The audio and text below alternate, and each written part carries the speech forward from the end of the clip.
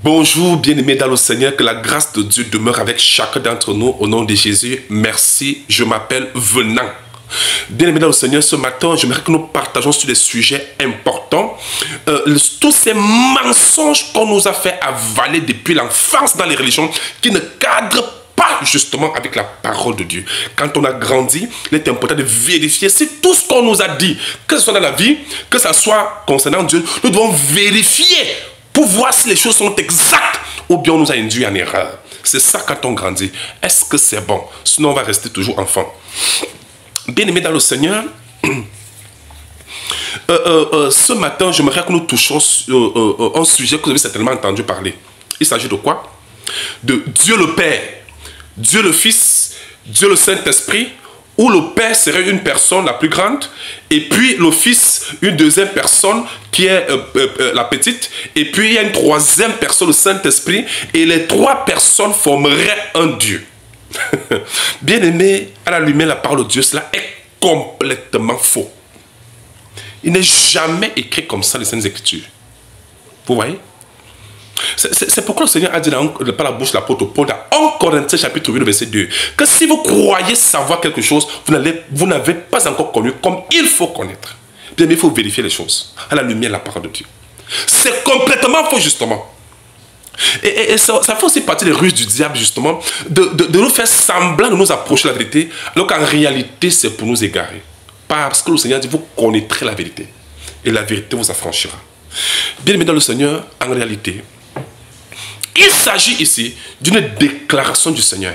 Après sa mort et sa résurrection, il avait rassemblé ses disciples, il leur a donné cet ordre. Matthieu chapitre 28, vous lirez du verset 16 pour voir que c'est au 11, c'est à 11 à qui Dieu s'adressait, Jésus s'adressait, et non à tout le monde confondu. Vous comprenez? Et le verset 19, le Seigneur dit, allez, faites de toutes les nations des disciples. Ça c'est la vocation, l'encadrement des âmes. Et il dit, les baptisant au nom du Père, du Fils et du Saint-Esprit. Il ne s'agit pas de Dieu le Père, Dieu le Fils, Dieu le Saint-Esprit. Non, c'est au nom du Père, du Fils et du Saint-Esprit. Si le Père était une personne à part, Fils une deuxième personne à part, Saint-Esprit une troisième personne, si c'était vraiment trois personnes comme on nous a fait croire, alors au nom là serait écrit au pluriel. Mais remarquez bien comment c'est écrit. C'est écrit au singulier. C'est-à-dire au nom. A-U-N-O-M. C'est pas écrit au pluriel. C'est au singulier. Montrant que c'est une seule personne. Un seul nom qui met en évidence l'identité d'une seule personne. Amen. Bien-aimé, à ne pas confondre avec les titres. Père, c'est un titre. Fils, Saint-Esprit. L'identité d'une personne ne doit pas être confondue au titre de la même personne là. Le titre met en évidence ici la fonction de la personne, les responsabilités de la personne, les rôles que jouent cette personne là. Voyez-vous, vous êtes une personne, mais vous avez plusieurs fonctions. Vous jouez plusieurs rôles et voilà pourquoi vous avez plusieurs titres. Ces titres-là, ces fonctions que vous assumez ne sont pas des personnes. Ta fonction n'est pas une personne. C'est juste un rôle que tu es en train de jouer. Donc tu as plusieurs rôles que tu joues, mais c'est la même personne. Comment on a pu nous mettre en tête que Père, Fils, Saint-Esprit, qui sont d'ailleurs des titres, qui sont des rôles et responsabilités assumées, que ce sont des personnes là-bas? Non! Voilà pourquoi le Seigneur dit, oh non, une seule personne qui assume la responsabilité de Père, la responsabilité de Fils, le Saint-Esprit. Donc c'est le même qui a joué ses rôles. Ce n'est pas trois personnes qui forment un Dieu, non. C'est un Dieu qui assume plusieurs fonctions, plusieurs rôles. D'ailleurs, voilà pourquoi il y a plusieurs titres. Est-ce que vous comprenez bien la différence?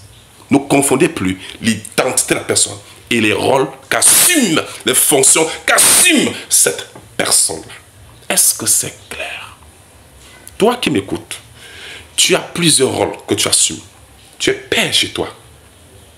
Tu es fils dans ta famille. Tu es chef de village, par exemple. tu es directeur, tu es ceci, tu es cela. Voilà plusieurs fonctions. Les fonctions là ne sont pas tes identités, ce ne sont pas les identités, non. Ce sont des fonctions, ce sont des titres assumés par toi seul. Donc, tu es une seule personne. Est-ce que c'est clair? Si on te pose la question, que donne-moi ton nom, tu dis je m'appelle le Père. Est-ce que le Père son nom? Est-ce que le Fils son nom? Non, ce sont des titres. On demande ton nom propre. C'est pourquoi le Seigneur a parlé de les baptisés au nom du Père. Au nom, une personne, une identité du Père, du Fils, du Saint-Esprit. Une personne qui assume les différents rôles. Est-ce que c'est clair? Maintenant, nous allons voir. Est-ce que les apôtres qui avaient suivi cette instruction, qu'est-ce qu'ils ont fait? Ils ont suivi cette instruction. Qu'est-ce qu'ils ont fait? Est-ce qu'ils ont obéi? Est-ce qu'ils ont appliqué cela ou pas? Nous savons qu'ils ont certainement appliqué cela très clairement. Nous lisons Actes chapitre 2, je vous mets le contexte. Le jour de la Pentecôte, Pierre a pris la parole et a annoncé la parole de Dieu à tous ceux qui étaient là. Et après cette prédication de Pierre, l'apôtre Pierre, nous lisons verset 37, la Bible dit, après avoir entendu ce discours, ils eurent le cœur vivement touché. Et il dit à Pierre et aux autres apôtres, hommes frères, que ferons-nous? Alors Pierre leur dit, repentez-vous et que chacun de vous soit baptisé au nom de Jésus, Christ, pour le pardon de vos péchés, et vous recevrez dans le Saint-Esprit. Mais, n'est-ce pas, Jésus avait demandé de baptiser au nom du Père, du Fils, du Saint-Esprit? Et pourquoi Pierre vient-il, et les autres apôtres viennent baptiser au nom de Jésus? Est-ce qu'il y a une contradiction? Non! Ils avaient compris ce que Jésus-Christ disait. Donc, Jésus-Christ est le haut nom dont Jésus parlait. Et c'est ce nom-là qui assume la responsabilité de Père, Fils, Saint-Esprit. Cela n'est pas étonnant, parce que cela confirme justement ce que Dieu avait annoncé par les prophètes. Ésaïe chapitre 9, le verset 5. Un enfant nous est né, un fils nous est donné. Le fils là, on l'appellera Père éternel. Vous avez vu? Il a un fils, il est le Père éternel. Montrant que, et on dit que je suis Dieu puissant. Dieu est esprit, pour toute information. Et comme il est saint, c'est ce qu'on appelle Saint-Esprit. Donc quand on dit Saint-Esprit, c'est toujours le Dieu qui est question. Mais on dit que c'est le Fils qui nous a donné. Il est Père éternel. Il est Dieu puissant, c'est-à-dire le Saint-Esprit puissant. Vous voyez donc en fait, c'est plusieurs rôles, plusieurs fonctions assumées par une seule personne. Bien-aimés, vous-même vous savez que double identité dans le monde des hommes est un acte condamné, condamnable. C'est comme un crime, un délit. D'oser dire que d'oser te planter double identité. Double identité montre la fausseté de la personne. Et c'est pénal. Pourquoi donc, avec Dieu, ils ne vont même pas jusqu'à deux identités, ils parlent jusqu'à triple identité. Mais c'est encore un de Dieu tellement faux et divisé. Mais c'est faux. Il n'existe qu'un seul Dieu. 1 Timothée 2, 5, verset 5. 1 Timothée chapitre 2, verset 5. Il n'y a qu'un seul Dieu, créateur des cieux et la terre. Il n'y en a pas deux. Il n'y en a pas trois. C'est un seul Dieu. C'est lui qui a joué le rôle de Père, du Fils, du Saint-Esprit, au nom de Jésus, avec le nom de Jésus. Voilà pourquoi les apôtres, ayant compris ce que Jésus avait dit comme dans la mission sacerdotale, de baptiser au nom du Père, du Fils, du Saint-Esprit, c'est pourquoi ils ont baptisé au nom de Jésus. C'était pour montrer qu'ils avaient compris. Mais les leaders religieux de cette génération-ci, qui ont les gens, et ils n'ont pas compris ça. Pourquoi? Comment les vrais disciples de Jésus, les apôtres, ils avaient compris. Voilà pourquoi ils faisaient tout au nom de Jésus. Mais pourquoi la génération-ci n'a pas compris ça? Pourquoi les leaders religieux n'ont pas compris cela? Et pour croire aux gens que non, c'est trois personnes, alors que ça n'existe pas. Dans la Bible, il n'y a pas de trois personnes en Dieu. Ça n'existe, il n'y a aucun verset qui parle de trois personnes en Dieu. Jamais. On parle plutôt de Jésus-Christ qui est l'empreinte de la personne de Dieu. Double identité, c'est un délit dans le monde. Condamnable. Et pour Dieu, on va jusqu'à triple identité. Mais ça, c'est rendre Dieu fou. Ne divisons pas Dieu. Dieu est un. Il se manifeste en plusieurs formes. Il assume plusieurs responsabilités. Si l'on peut le faire, à plus forte raison, Dieu. Amen. Très bien. Si tu assumes plusieurs responsabilités, toi seul, tu es la seule personne, mais tu assumes plusieurs responsabilités. Maintenant, c'est Dieu qui ne pourra pas. Les gens m'étonnent. Donc, très bien, mes bien-aimés, en conclusion, pour ceux qui n'ont pas bien compris, comprenez que ne confondez pas l'identité d'une personne et les rôles, les fonctions qu'assument ces personnes-là. Les fonctions ne sont pas des personnes, ce sont des rôles que joue la personne. Est-ce que c'est clair? Très bien. Donc Dieu n'est pas trois, il est un. Mais ce sont ces fonctions qui sont plusieurs. Est-ce que c'est trop clair? Gloire à Dieu. Nous continuons. Bien-aimés, vous savez, il y a ce passage que les gens prennent souvent pour essayer d'égarer les gens. Et ça ne marche pas. Nous prenons cela dans le livre d'Ésaïe, chapitre 42, le verset 8. Écoutez ce que les gens disent souvent.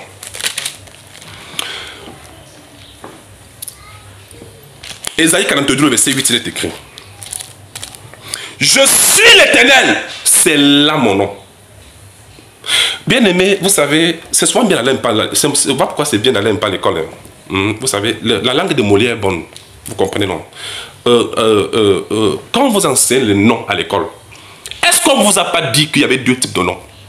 Deux classes de noms. Est-ce qu'on ne vous a pas dit, même plusieurs classes, même si vous voulez, on ne vous a pas dit monter la différence entre le nom propre et... Vous n'avez pas appris ça à l'école? Vous savez ce que c'est le nom propre? Le nom propre d'une personne, met en évidence son identité réelle. Pourtant, les noms propres, ce sont les titres de la personne, les qualificatifs de la personne, les fonctions, les rôles qu'assume la personne. Ne pas confondre les titres et le nom propre.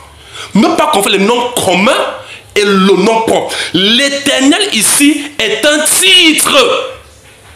L'un des titres de Dieu, parce que Dieu en a plusieurs titres. L'Elohim, El Shaddai, Adonai, il est Jéhovah. Il a plus. Tous ce sont des titres de Dieu. En plusieurs langues. Amen.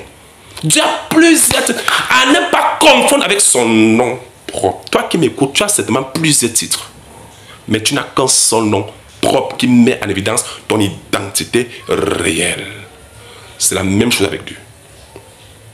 L'Éternel fait partie de l'un des titres ou des attributs de Dieu.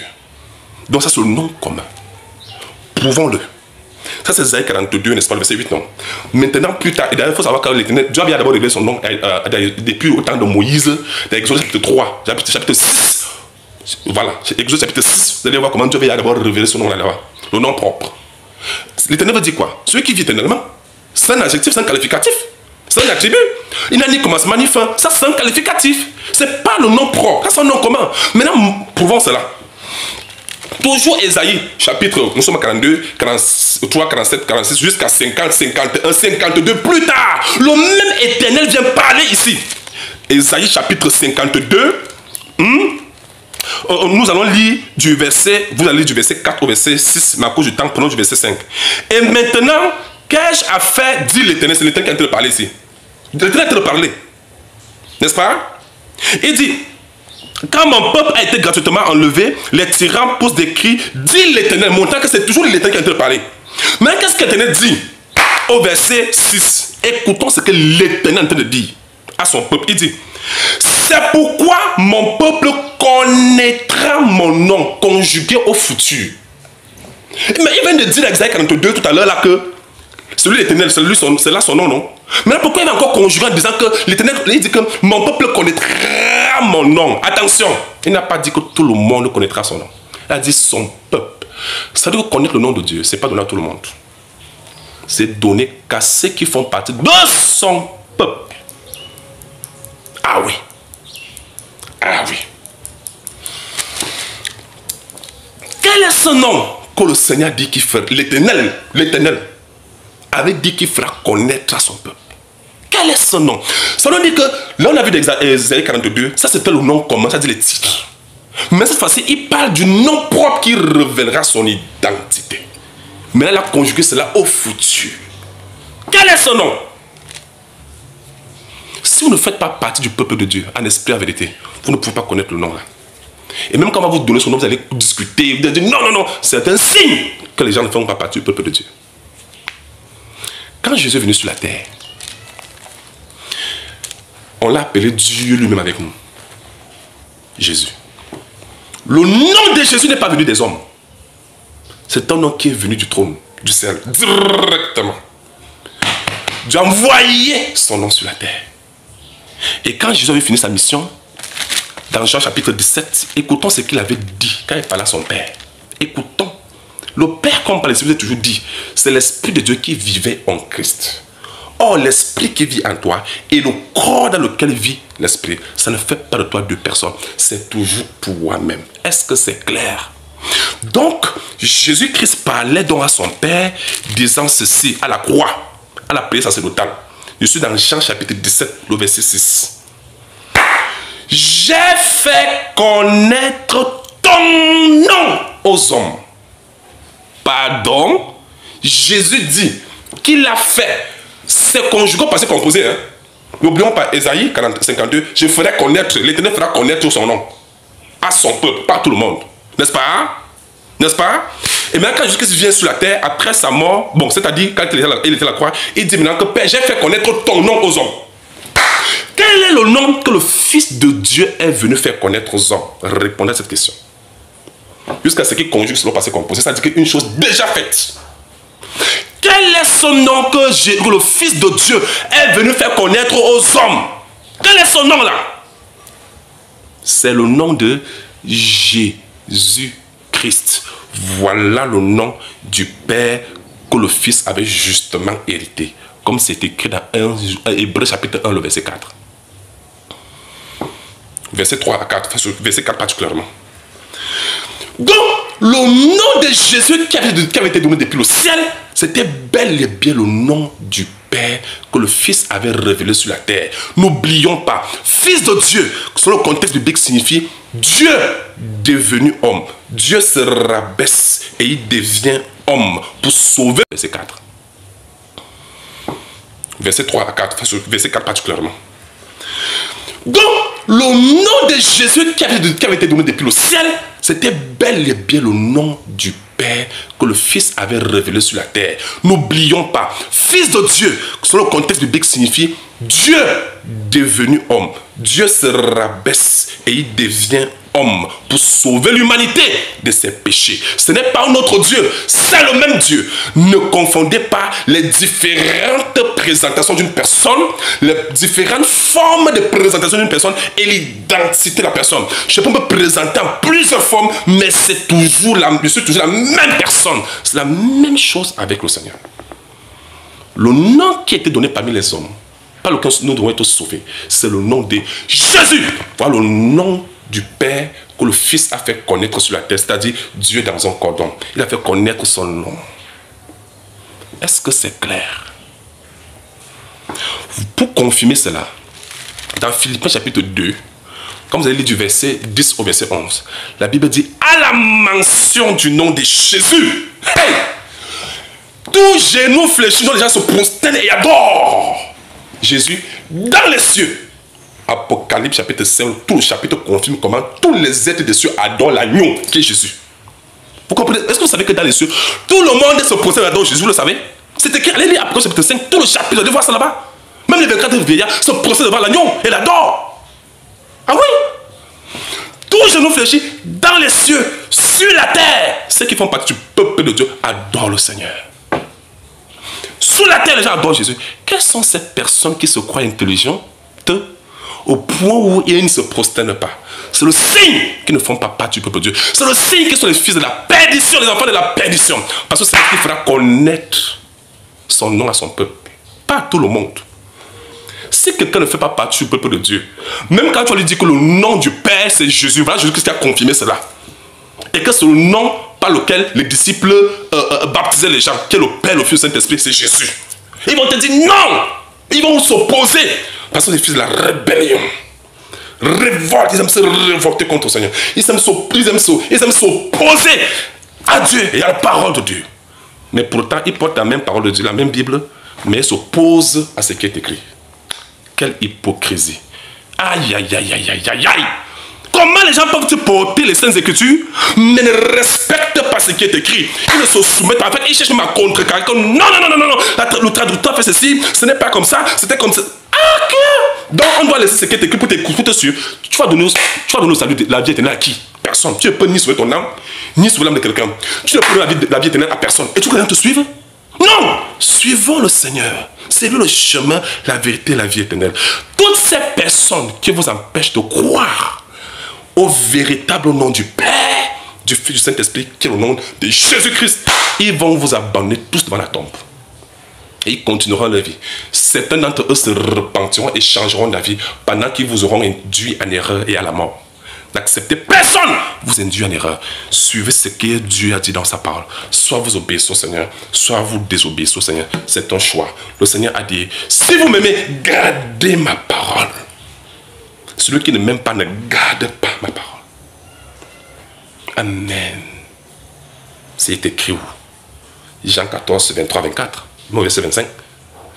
Bien aimé, donc le nom de Jésus, c'est le nom de celui qui assume le rôle de Père, Fils et le Saint-Esprit. Ça ne fait pas trois dieux. C'est un Dieu qui assume ces rôles-là. Ton rôle que tu joues n'est pas une personne, c'est une fonction que tu assumes. C'est clair, bien ce n'est pas clair. Donc les gens ne vous embrouillent plus à ce qui concerne l'identité du Seigneur. Amen. Jésus-Christ est bel et bien le grand Dieu des cieux, devenu homme pour sauver l'humanité. Voici une question que j'aimerais vous poser. Pourquoi se fait-il que Jésus a dit, le Père est plus grand que moi? Pourquoi il a dit cela? Le Père, c'est le Saint-Esprit qui habitait en Jésus.